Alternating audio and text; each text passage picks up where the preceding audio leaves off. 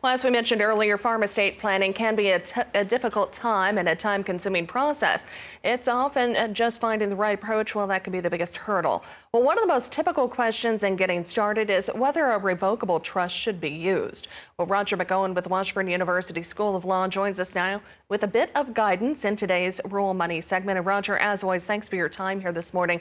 So first of all, let's start with the basics. What exactly is a revocable trust? Well, good to be with you this morning, Janet. It's an estate planning tool where the grantor, the creator of the trust, creates the trust by executing a trust agreement and then funding the trust, which is the most important part, by actually transferring their property to the trust during life. So you have to change your asset titles into the name of yourself as trustee of your trust, if you are the trustee of your trust. But you retain the power, and this is the key, to amend, modify, or revoke the trust. And so it's just a retitling of your assets into your name as trustee of your trust. So what are the pros and the cons of utilizing it as part of an estate plan?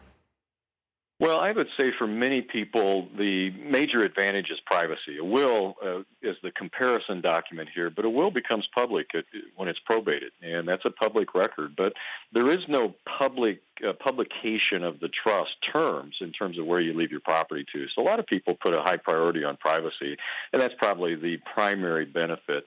Now, on the downside, just to pick out one, I would say probably on the downside, the issue with creditors. If you have creditors, the probate process is a formal process that will cut off creditors' rights. It's a little bit different with respect to a trust.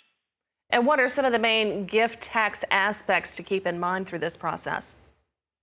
Well, it's not a taxable gift to fund your property into the trust because you still own that property and the income comes back to you from that. So nothing changes from an income tax standpoint. It's not a gift tax transfer when it goes into the trust. So really it's nothing from a gift tax standpoint, from an estate tax standpoint, or from an income tax standpoint. It's nothing different than your current situation. Now, again, touching on the income tax aspects, what do farmers need to still keep in mind? Well, I would say the one thing with respect to farmers is stay in communication with the FSA office if you're in the government programs when you create a trust, because that can cause some confusion at the local county level. Now, not everywhere, but that's on a county-by-county basis where they may have some issues. Just let them know that you have a trust. It's a revocable trust. You don't necessarily need to have a separate ID number for it. In fact, that'll confuse IRS if you do. But they need to be informed that you did some estate planning, and just I would say just keep lines of communication open with FSA.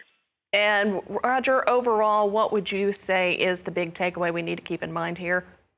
Well, I think the big takeaway is a lot of people are asking estate planning questions now, particularly after they're hearing what might happen with respect to congressional legislation. But a revocable trust is one tool in the toolbox. It's not a one-size-fits-all. There is no one-size-fits-all estate plan for a farmer or a rancher. And so ask questions. Get in touch with your professionals that can help you make these decisions and get the right plan in place for your operation. All right, Roger. Well, as always, thank you very much for your insight this morning. Roger McEowen, he's with the Washburn University School of Law, on the phone with us today out of Topeka. You can, of course, find more online at washburnlaw.edu/WALTR.